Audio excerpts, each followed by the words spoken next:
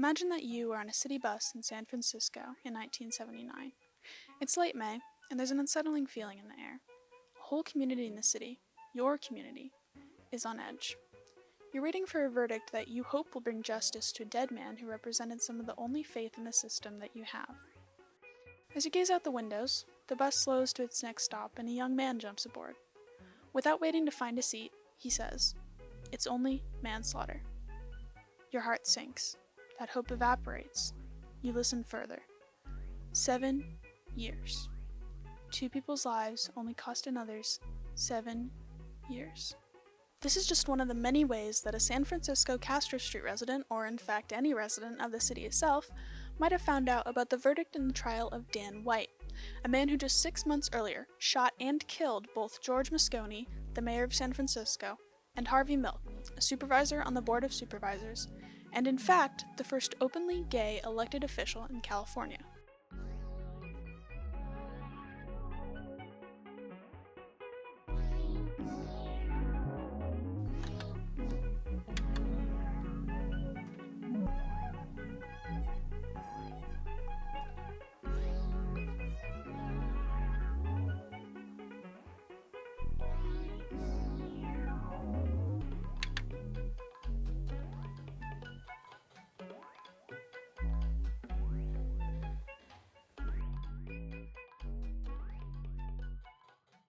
To understand the gravity of this verdict, we need to understand the state of San Francisco at this time, specifically the queer community.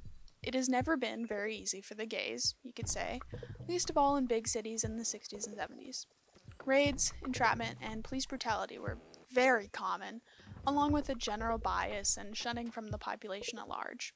Homosexuality, up until recently, was classified as a mental illness in the DSM, only being removed 6 years prior in 1973. Same-sex sexual activity wasn't legalized in California until 1975, and anything preventing discrimination based on sexual orientation wasn't passed in San Francisco until 1978, mere months before the killings. Riots and spats with the police in the gay community were common at this time as well. The most notable, obviously, being Stonewall in 1969 in New York City. This started when a group of police raided the gay bar, the Stonewall Inn, and instead of dispersing after the patrons were kicked out, they gathered outside and eventually grew to such a number that they lit the building on fire, and the police had to use a fire hose to keep them back. No, I'm not kidding. That actually happened. It did not work. There were also many first-person accounts of a group of people ripping up a parking meter from the sidewalk and using it as a battering ram on the door to get to the police inside. And no, this was not without reason.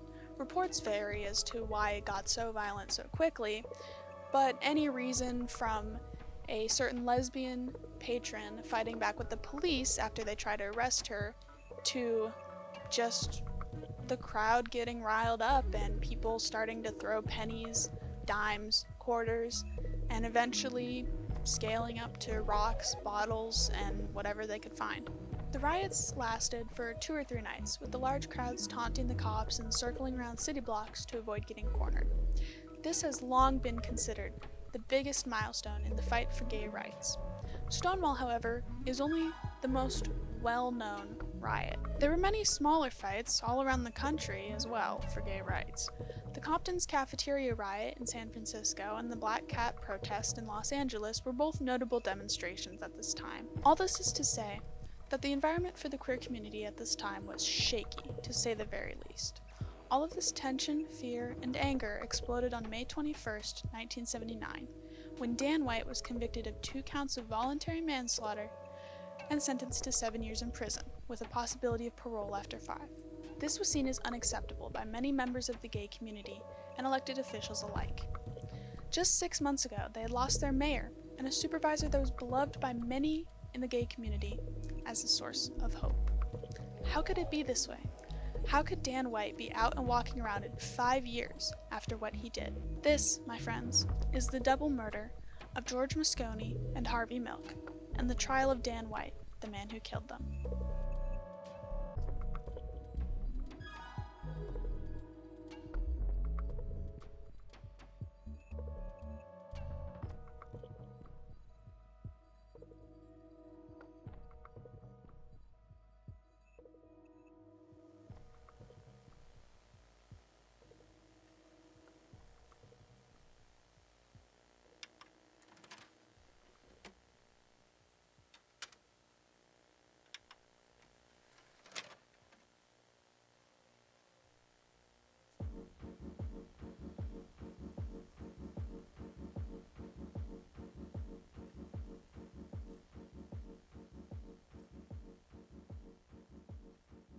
Dan White was about as average as you could get in the late 1970s.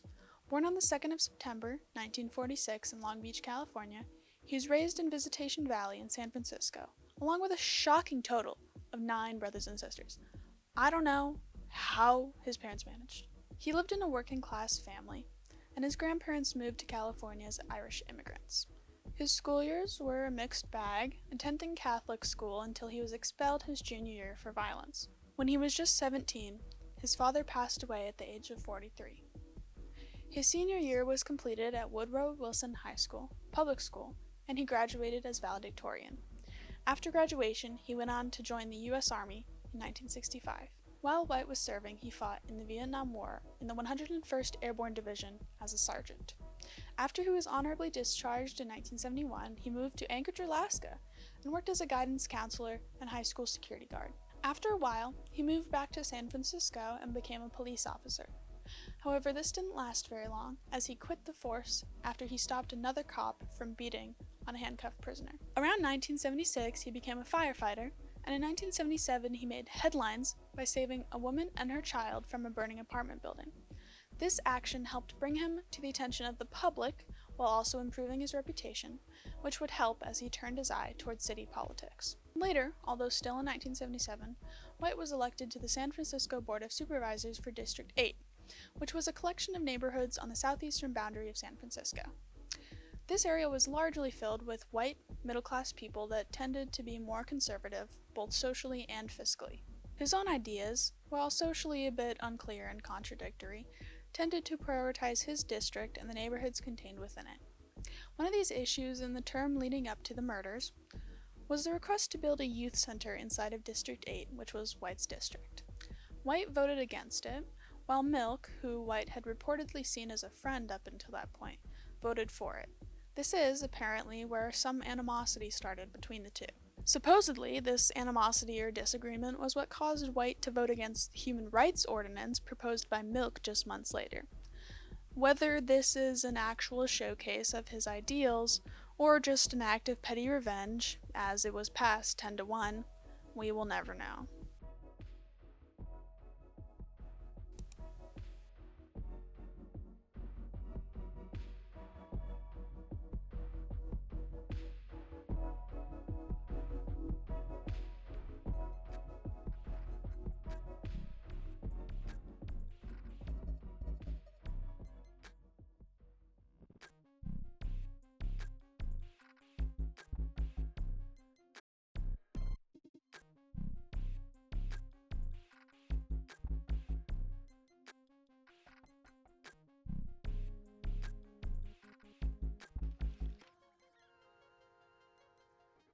Let's switch over to the mayor. George Moscone was born November 24, 1929, in the Marina District of San Francisco. Reports are varied on his familial situation, but seemingly he was raised by a single mother from a very young age. He attended Catholic schools up through high school and continued on into the College of the Pacific. He eventually ended up with a degree in law from the University of California's Hastings College of Law. What? A mouthful. It'll get worse, I promise you. He married Gina Bedanza in 1954 and ended up having 4 kids. Sources are varied as to when he went into the Navy. Some say that it was before college, some say that it was after, but regardless, his time there was brief. Shortly after leaving the Navy, or graduating college, depending on who you want to believe, he started his own private practice by the name of Morgan and Moscone. After working in law for around 9 years, he was introduced to Assemblyman Philip Burton by his friend, John Burton. Philip consulted with Moscone and encouraged him to join the 1960 Assemblyman race against Milton Marks. However, Moscone lost. Later, in 1963, he gets elected to the Board of Supervisors, where he serves until in 1966 he gets elected to the state Senate. At the time, he was the youngest senator ever. As majority leader, he authored and passed many pieces of legislation that would make life better for the everyday Californian resident, 2 of which were the Consumers Health Protection Act and the Consumers Legal Remedies Bill. After 10 years in the Senate, Moscone began his journey to start campaigning for mayor in 1974. However, despite his efforts, he decided to take a break due to fundraising difficulties, along with a lack of attention from the press and just public apathy when it came to politics, as this was shortly after the Watergate incident. This did not stop him from continuing his work in the Senate, and soon after, he was successful, becoming San Francisco's mayor in 1976. He pledged to run an open administration, allowing for thoughtful and well-designed growth. Later that year, he appointed some of the most diverse supervisors that ever had been, including Harvey Milk.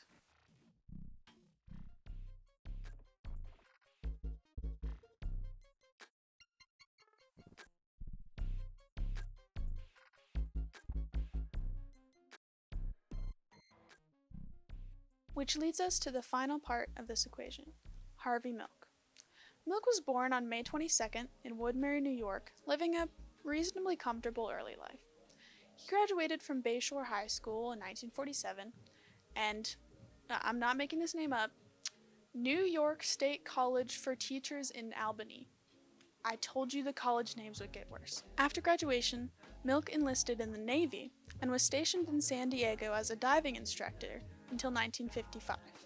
He was served an other than honorable discharge, as he had to resign to avoid getting court-martialed because the Navy found out that he was homosexual. In the years after his discharge, he had many jobs, including being a stock analyst in New York, a school teacher in Long Beach, and a Broadway musical production associate. Not breaking any stereotypes there, man. He also drifted, living in California, New York, and Texas all throughout this time period. But in 1972, he moved to San Francisco for good with his current lover, Scott Smith. After some time, they started a business together. Located on Castro Street, the epicenter to the growing queer community in San Francisco, it was named Castro Camera.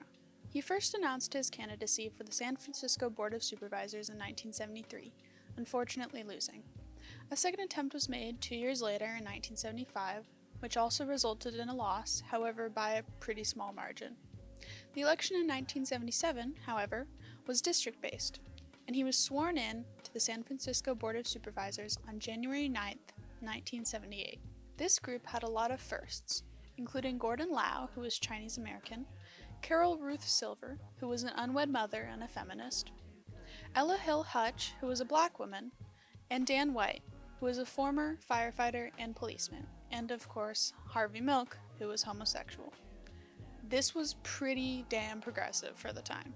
This brings us pretty much up to speed on the three men involved and their backgrounds. Now, why did Dan White walk into City Hall on November 27, 1978, and murder George Moscone and Harvey Milk? There are many factors that go into committing a crime like this, which we'll talk about in more detail later. The events leading up, however, spell out a pretty clear story. Dan White could not work as a firefighter and be on the board at the same time, which led to financial issues, as his supervisor role only paid him about $10,000 a year, which is roughly $43,000 in today's currency. Consequently, he submitted a resignation letter on November 10th. Apparently, though, he was not done, as he requested it back only 5 days later.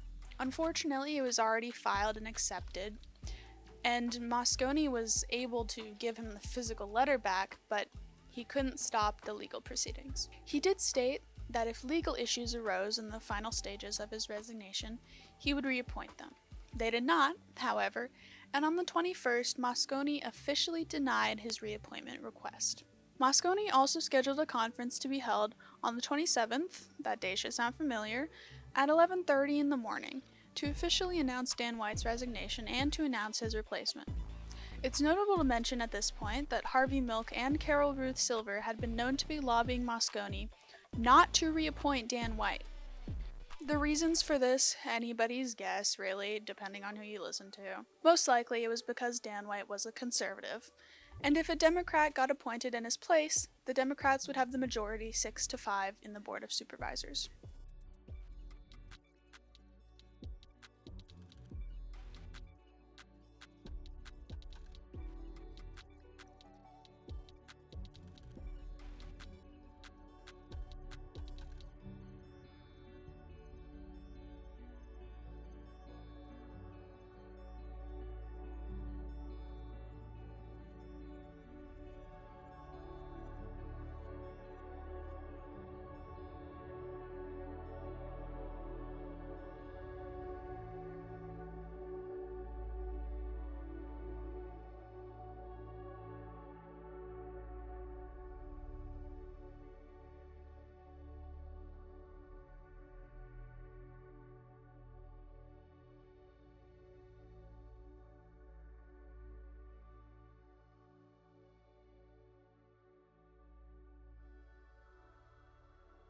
On November 27th, 1978, Dan White enters San Francisco City Hall with his old service revolver and 10 extra bullets.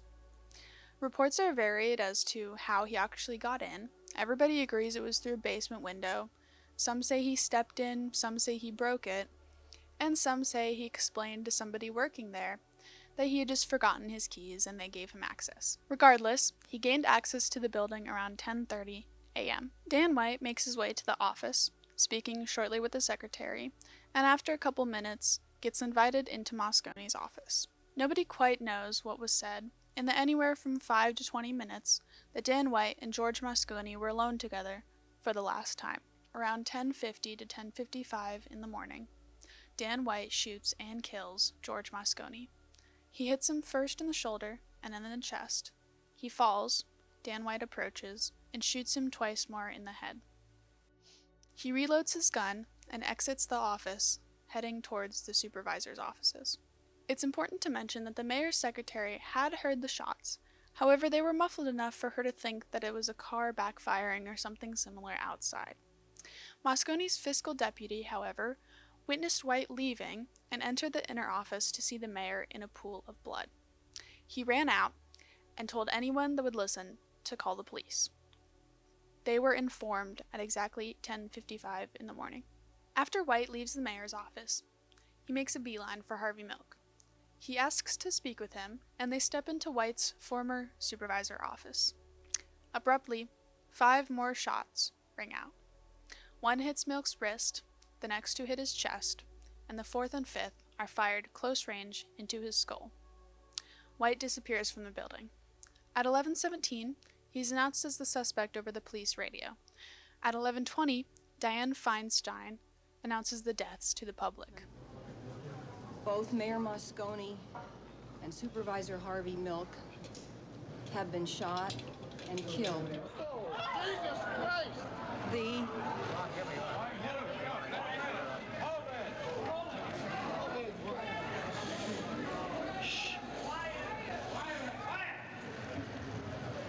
The suspect is Supervisor Dan White. And just 17 minutes later, at the Northern Station, he turns himself in. That night, there was a vigil starting on Castro Street and moving to City Hall. Many people carried candles and left flowers on the steps. This march is practiced every year in remembrance of George Moscone and Harvey Milk.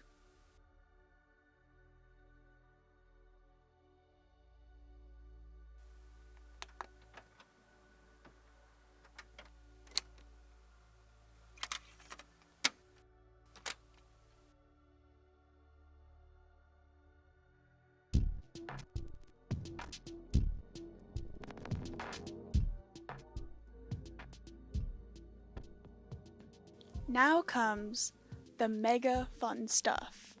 The stuff that 5 pages of this 13-page script is written about. The trial. On May 1st, 1979, Dan White's trial is started. The prosecution levies 2 counts of first degree, along with special circumstances. These would be that he killed a government official to prevent official duties from being performed. While some of the arguments the defense used, at least in my personal opinion, were a little bit silly, at least they did not ever try to argue that Dan White did not commit these murders. That part was obvious. It was never questioned. So, what do you do when your client obviously did what they're being accused of? You'll see. You will see. The prosecution opened by pretty much just restating what happened slightly before, during, and slightly after the murders. The floor was then opened to Douglas Schmidt, White's defense attorney.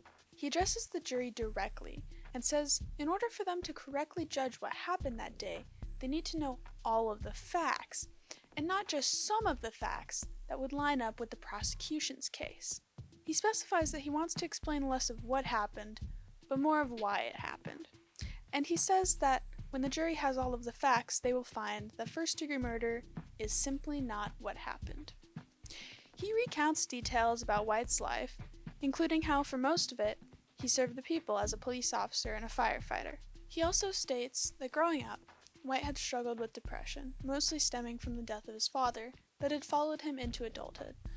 Depression that had also caused in him radical changes to the diet, compulsive difficulty in sleeping, low energy, withdrawal from duties, withdrawal from job, and withdrawal from others, and sometimes bizarre behavior. Schmidt proposes that because of his upbringing, White was probably not particularly aware of this condition, and even if he was unlikely to complain or seek out professional help.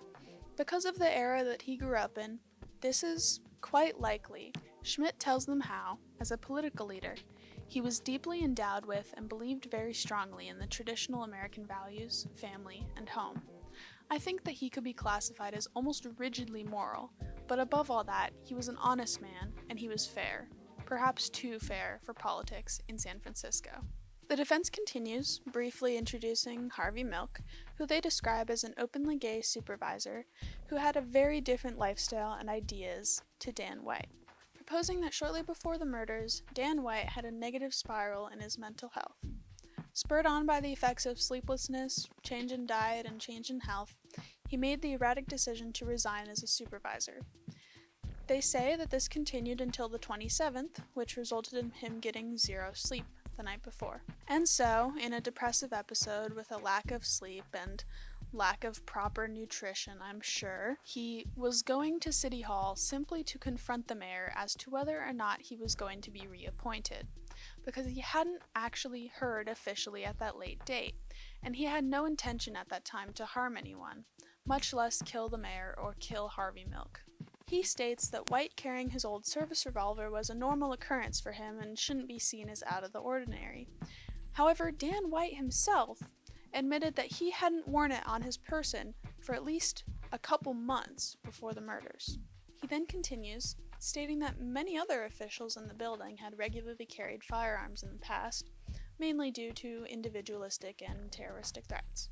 He then recounts the events of the shooting, notably mentioning that shots rang out in the mayor's office, and Dan White, as it was quite apparent at that point, had cracked as to his underlying mental illness and stress factors due to the fact that he hadn't been notified, and the sudden emotional surge that he had in the mayor's office was simply too much for him, and he cracked.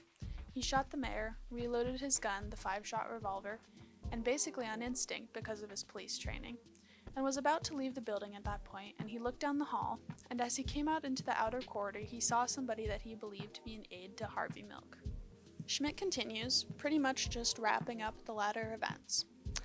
He mentions that between White leaving the building and turning himself in, he went to pray at a cathedral with his wife. His final statement is that because of the mental illness, the emotion, and the stress in the moment, White had cracked, and that it wasn't deliberate or premeditated. Next were the witness testimonies.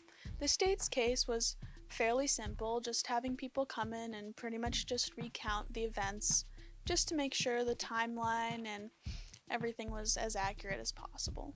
I'm not going to go through every witness and recount what they said and who they were, and why they have the validity to say that. I'm pretty sure that I've already yapped on for too long, and I really want to get to the interesting part, and also the part that is making this video what it is, which is what I personally think about this verdict and about the motivations. I don't want to spend 90% of the video just telling you information that's already available online if you look it up. So here's the quick and dirty recap. The defense brings on a couple people that testify that Dan White had been eating unhealthily, eating a lot of junk food, not working out, not being as fit as he used to, and obviously showing signs of distress and stress in his everyday life.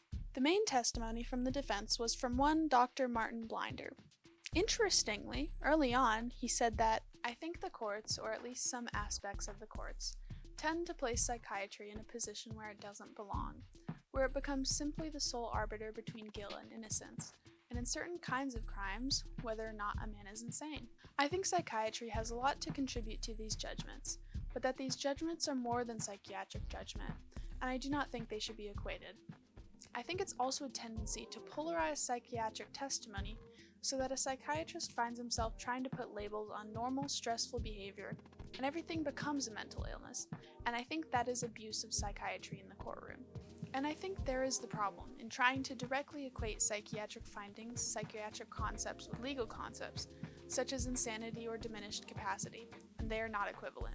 This stands shockingly at odds with Schmidt's point that he makes from Blinder's testimony, which is that White isn't really responsible for what he did because he was in such a bad state of mind that he couldn't control himself or he couldn't understand what he was doing.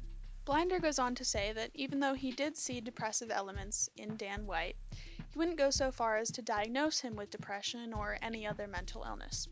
He also mentions his tendencies to gorge himself on junk food when he's in slumps or depressive episodes, whatever you want to call them, specifically mentioning Twinkies as an example, which is where the term Twinkie defense got its name. It's colloquially... Did I actually say that word right? The term Twinkie defense now is typically used to describe improbable, long shot, or frankly, bullshit excuses or defenses, usually in court. Blinder says that the junk food intake is one of the main reasons why White did what he did, saying that it can precipitate antisocial and even violent behavior in a lot of people. He also takes care to mention the financial pressures, debt, and also not making enough money, and other social pressures in White's life. Also, specifically, that maybe the marriage was affecting it because White had gotten married recently and he wasn't used to being close with people, especially women. Interesting reasoning there, buddy. Okay, yeah. He also, interestingly, states that there is much data to suggest a diagnosis of a manic depressive syndrome depressive type dating back to adolescence. He also says, however, that he doesn't know if there's enough data to say that White suffers from an articulable mental illness. A couple more details are just that in Blinder's examination of White, it came up that White was remorseful for Moscone's death, not for the taking of life, but because he knows what it's like to lose a father at a young age. The prosecution's rebuttal was admittedly a little bit weak. They bring on Carol Ruth Silver, who basically just testifies that White never seemed depressed or agitated or very much stressed when he was around her. However, it comes up that she doesn't know him very well, and she was only really around him at meetings and maybe occasionally in everyday work life. And the second rebuttal testimony from the prosecution was another psychiatrist who again spent some time with White. The gist of his explanations was that White didn't really show any signs of depression or anxiety, at the time of interviewing him, of course, and that he showed remorse for the consequences that would befall his family, but again did not show any remorse for the direct actions of taking away others' lives. The same psychiatrist, brought on by the prosecution, whose name was Levy, by the way, also said that he thought White maybe had some signs of depression, but also did not find it near enough to diagnose him. 2 counts of voluntary manslaughter. That was what the jury decided after deliberating for 36 hours. By all accounts, this was the lightest possible punishment a person could get at this time for killing 2 people. Later, after White was released from prison, he admitted that the act was premeditated. He told Frank Falzone, an inspector that interviewed him when he turned himself in that fateful day and who was also his longtime friend, that he not only planned to kill Moscone and Milk, but he also wanted to get Assemblyman Willie Brown and Supervisor Carol Ruth Silver, who he believed were all working against his reappointment.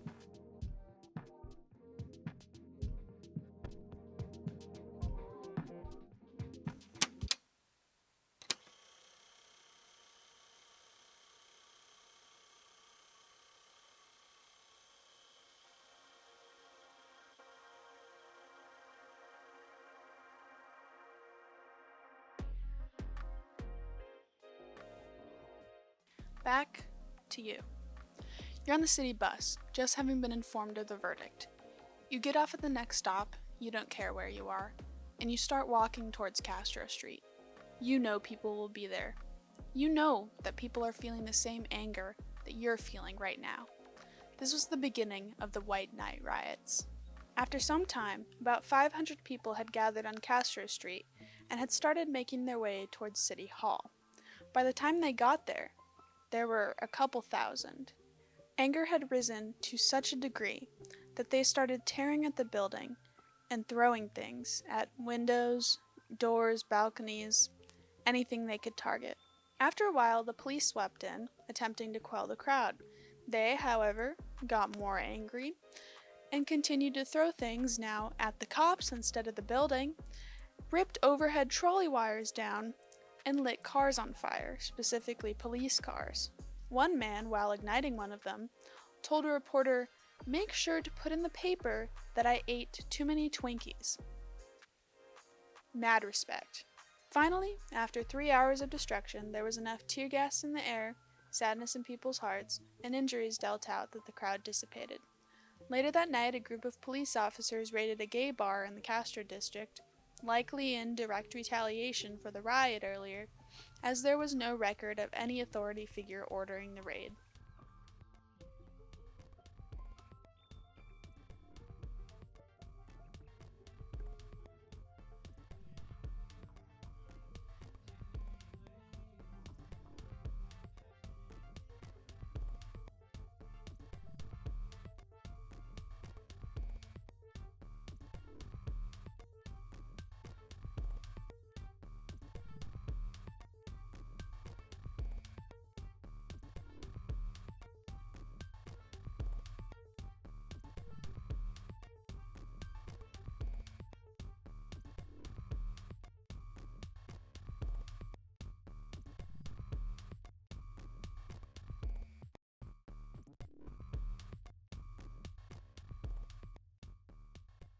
While most people believe that this verdict was unfair, opinions are quite varied as to White's exact motivations.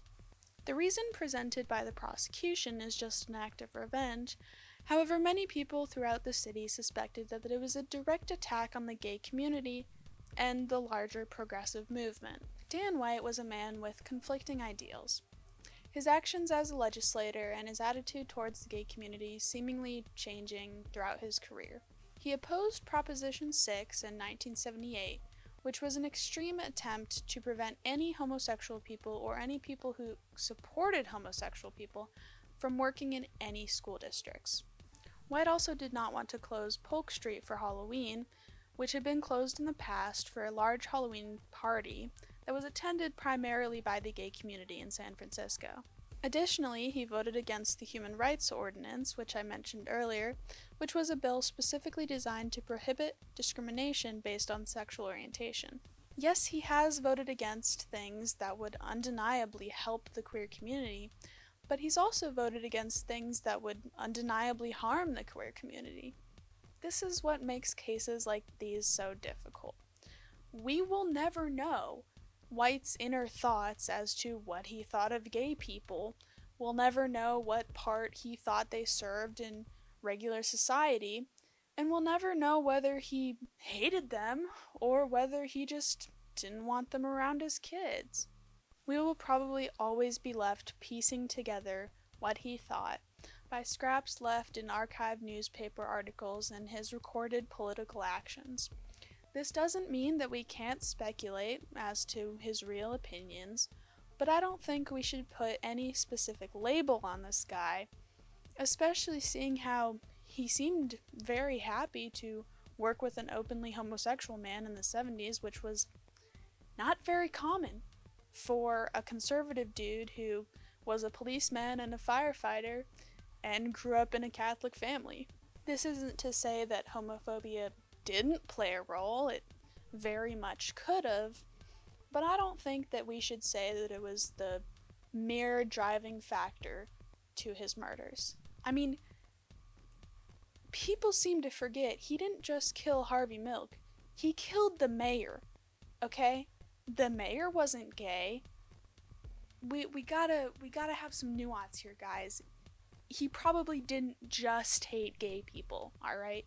What I kind of take away from all this is that White was a very traditional man. Even if he didn't hate gay people, per se, or left-leaning people, or their lifestyles, he probably felt left behind. and like everybody was trying to push a lifestyle or an idea that maybe he couldn't quite get behind. However, he probably felt that if he asked somebody to slow down or stop and think, that they would just barrel ahead and be more motivated to create the change that they wanted to see. This type of thinking, in my personal opinion, is pretty common. I see it a lot. When people feel like their normal isn't normal anymore, that it's being altered or even encroached upon by a group of people that they've never really had to think about before, they feel threatened. A lot of people use the argument that they aren't homophobic by the root definition of the word because they aren't scared of gay people, or alternatively because they don't hate gay people. These types of people completely miss the point that neither of these have to be the case for you to be homophobic. Not wanting gay people around you, or allowed the same rights as you, or sharing your space, or normalized as your family values are all different types of homophobia.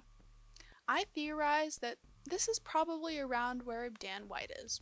I don't think he hated gay people or wanted them dead or wanted them out of his city. He was probably a don't shove it in my face and I'll leave you alone type person. All in all, I wouldn't classify this as a homophobic killing. I wouldn't say this is a hate crime, especially since, reminder, he killed a straight guy as well. Guys, it's not only the gay person. He killed the fucking mayor. How do we forget about this? He killed 2 people, guys. Putting the fact that he killed a gay person aside for a minute, there are roughly 3 other labels that I would say this crime might be able to fall under. The first is insanity or diminished capacity, as Schmidt was arguing, which, is obvious. It was probably somewhat fueled by mental illness or depression or something that psychiatrists or psychologists at the time couldn't really identify yet.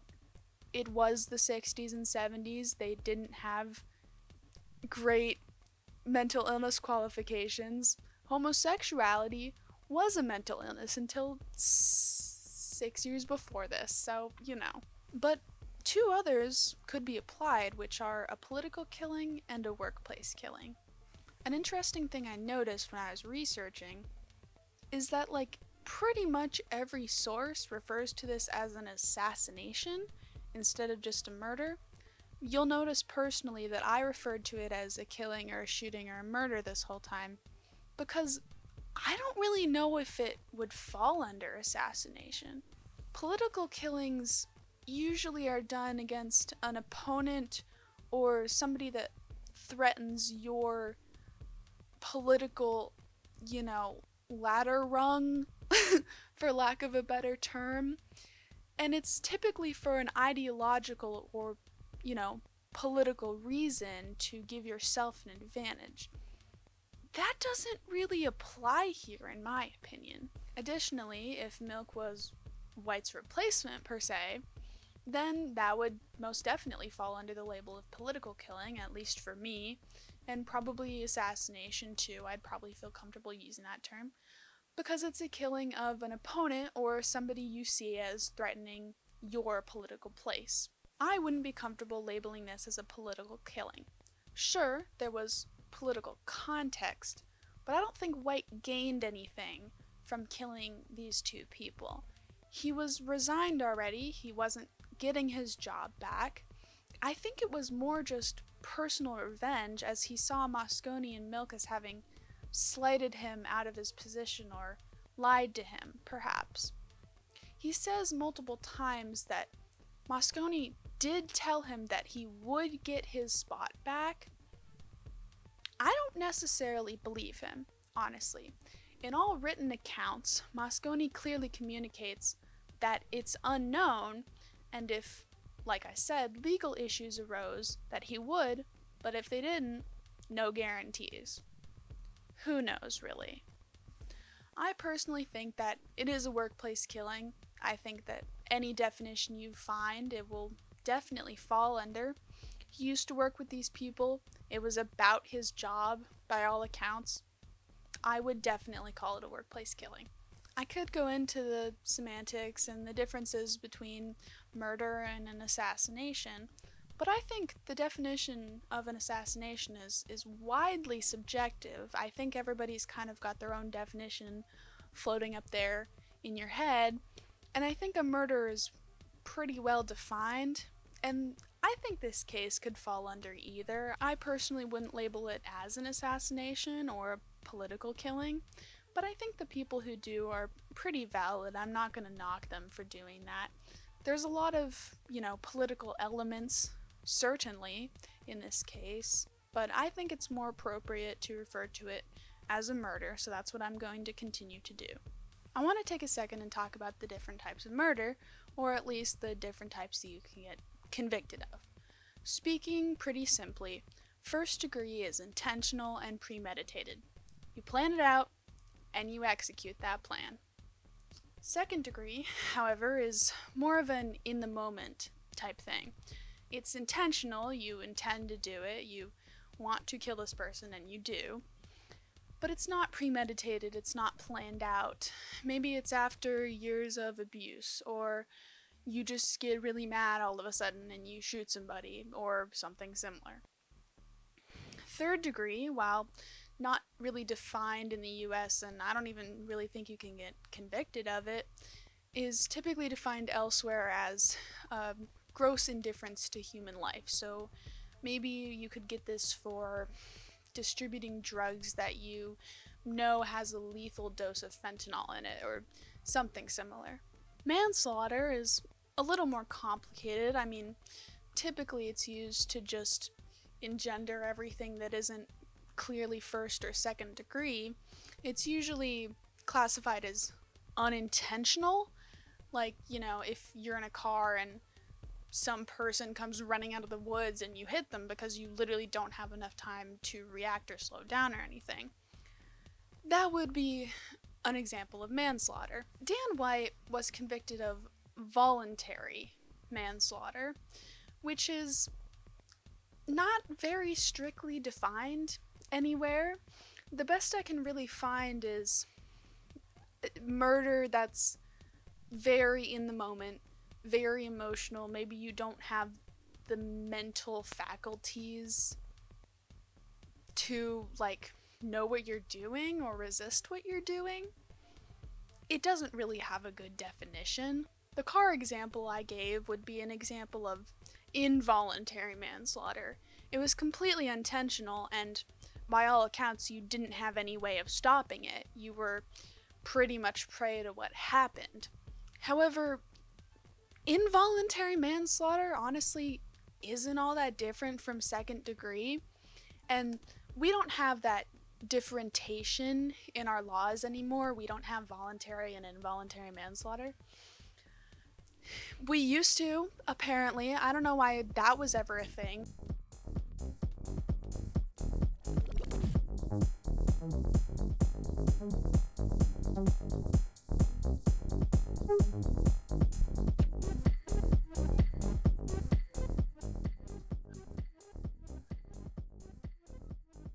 So what's the point of all this? The reason for the video, the place I'm trying to get to. Do I think that the verdict was valid? I'm conflicted, quite honestly. I think that there are a lot of factors that went into this, a lot of which we won't ever really know. It was a different time, mental health studies were way different. The view on the gay community at large, obviously very different. And I don't think there's really any way to conclude reasonably that the verdict was right or... Man, that's bullshit. You don't actually think that, do you? Who are you? I'm actually the personified version of the voice in your head that you make play devil's advocate whenever you're conflicted on a certain topic, and I think you're a pussy and that you should say what you actually think. Okay, first of all, mean name. I think that was pretty unnecessary. Second of all, I am taking a side. I don't think that there was really any way to prove whether this verdict is right or wrong. I just think it's subjective. How is it subjective? He's a murderer. I mean, the information the jury had at the time, wasn't that extensive, and pretty much the only testimonies they got were that Dan White was in bad health and suffered from depression, and somebody even said like manic depressive type, and that's probably enough of a keyword at the time for somebody to just go, oh, insane, stamp, and then just like let him off scot-free, you know? So I don't know if I would like blame that on anybody, you know what I'm saying? He killed 2 people. He brought a gun and extra bullets and had a ride ready for after he killed them. I mean, yeah, but who's to say that he wasn't just at his breaking point? I mean, even if he didn't have a diagnosis, you know, like people without diagnoses do that. It happens, and it can still be a result of mental illness or mental anguish or pressures or whatever have you. That's a fucking stupid argument, dude. If you got stressed enough, would you kill 2 people? I mean, no, of course not, but then why are you arguing that it's fine for him to do it? I'm not arguing that it's like good or valid or whatever. I'm just saying that it possibly could have been because of bad mental health, and just because, you know, he wasn't diagnosed, that doesn't mean that it's impossible that it could have happened for that reason. I mean, yeah, it's not impossible, but he didn't just not have a diagnosis. Multiple psychiatrists, even for the defense, said that they wouldn't diagnose him with anything. So he didn't have a diagnosis and he didn't need one. In my world, that means you're probably sane. Do you think a sane person should get 7 years for killing 2 people? No, I mean, I don't think that at all, but what? Sane people don't do this. He didn't have a diagnosis, he didn't need one, and he still killed 2 people.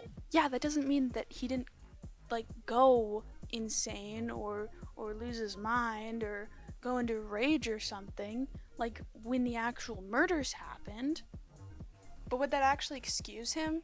Being so angry that he couldn't get his job back that he resigned from, I would like to mention, that he just goes and kills 2 people would be way worse if he was perfectly sane beforehand. If you let him out, will he just go and do that to the next people that don't let him get what he wants? Actually, yeah, I mean, I kind of see your point. Even if he wasn't necessarily, like, responsible for what he did, you still would want to, like, put him in an institution or something because, that's, yeah, not good. No, I'm not saying that even if he went a little insane, he should have been locked up. I'm saying he should have gotten a longer sentence. Okay, who are you to say that? Somebody who's also spent 7 straight days researching and writing about this case. You're not the only one who's going insane here. I just have the balls to say what I actually think about it. Okay, point taken. I'm just saying that I don't want to say a certain yes or no because I don't think that there's enough evidence besides his confession afterwards, but we're kind of operating on the premise that we don't know about that or that didn't happen or whatever. I don't think there's enough evidence to accurately say which one it was because we don't know what was going through his head. We don't know if his vision actually got blurry and his ears got fuzzy when it actually happened. We don't know what happened in the weeks and months leading up to that. We don't know anything really about his motivations. How could we say? I mean, he himself said that he didn't know why he did it. I don't understand why you're so dead set on he meant to and it was premeditated and you know, I'm dead set on it because deep in your brain you don't think this verdict was valid. Because unless somebody is an infant, or they don't understand how the world works, or they don't understand what happens when you hold up a gun in front of 2 people and pull the trigger both times, then they're responsible for their actions.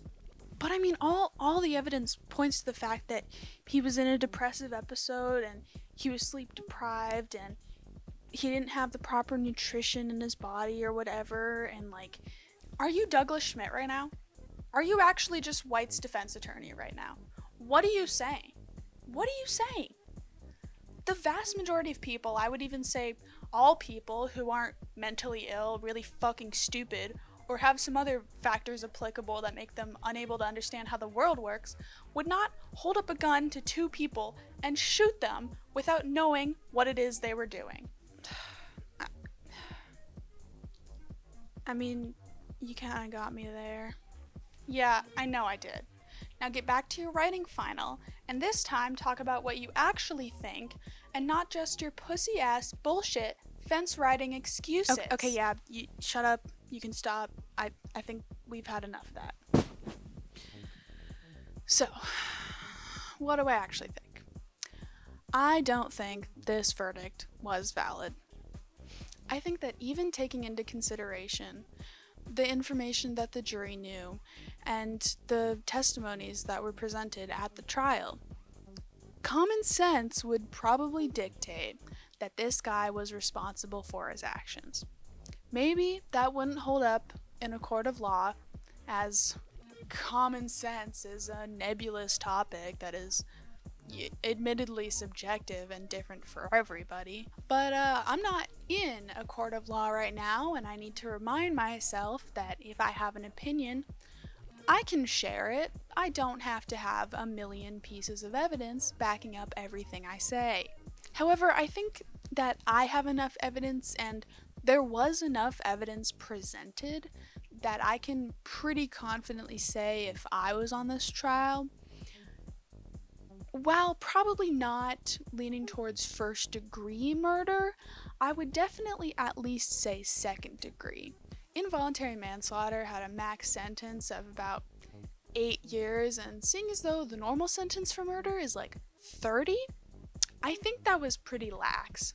Even if this guy just genuinely snapped and went into a blind rage and unknowingly killed 2 people unintentionally, does that matter? I think is the real question. Does that matter when he was the one who brought a gun and extra bullets to a situation that he knew he was probably going to be provoked in, as well as at the very least just have been a little angry because of the obvious feelings of betrayal that were going on? Does that matter when he left the scene of the crime very quickly and called his wife and went to a church to pray before he turned himself in, instead of, staying to turn himself in, or turning himself in immediately, or maybe calling an ambulance for the people he just fucking shot? I don't know. I don't really seem to think that it does. We will never truly know what was going through his head the exact moments of the murders, but we can look at his actions and the things that he did around it, and we can kind of extrapolate that even if he wasn't in total control of his mental and physical faculties, even if he didn't understand that he was killing somebody while he was killing them, I don't think that, honestly, that matters. I mean, all the evidence I really need is that both of the psychiatrists testified that he didn't show any remorse for taking the lives of both Moscone and Milk, and yet he showed remorse for the consequences that would fall on his wife and son. What? Okay, what about the 2 people you killed, buddy? Like, in the end, I don't know. There isn't a satisfactory answer or ending to this. 2 people's lives were untimely taken by another, and that person's life taken by themselves just years later. On January 7th, 1984, White was released from prison after serving 5 years of his 7-year sentence. Just under 2 years later, on October 21st, 1985, he committed suicide via carbon monoxide poisoning in his garage. Stories like this are never pretty. There's no clean ending. You can't wrap it all up with a couple sentences and a "see you next time, folks." There's always more to be said, more to be argued about, more to come out of something. I don't want this ending to be depressing. That might just be how it is because of the nature of what happened and what we've been talking about. But I would like to end from a quote from Harvey Milk. He once said, "If a bullet should enter my brain, let that bullet also destroy every closet door." I would just like to say, thank you. I really appreciate you sitting through what will probably be more time than was necessary explaining all the little details of this, because when I research a project, I research it and it usually ends up a lot longer than I intend it to be. So, I appreciate you.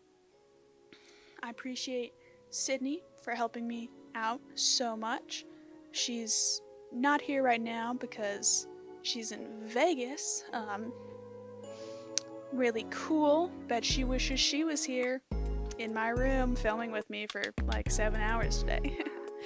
No, I'm sure she's having fun. But, yeah, this is just a yappy outro, so I'll probably like fade in